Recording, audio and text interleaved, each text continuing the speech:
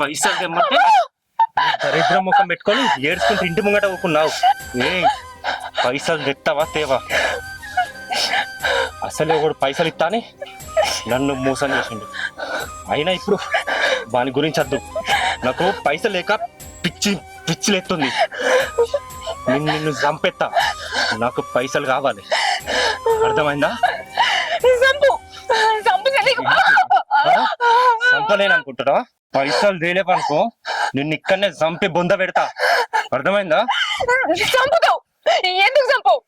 పైసల కోసం నన్ను చంపుతావు? దుకాణాల కాడికి ఇల్లు ఎత్తావు, మందు సీసాలు వాళ్ళ కొడతావు. వాళ్ళేమో ఇంటి మీదకి వచ్చి ఇంటి తీసిపోతారు, పోలీస్ స్టేషన్ లో పెడతా అంటారు. నీకు పైసలు కావాలి, ఎవరైనా పోతే నీకేంది?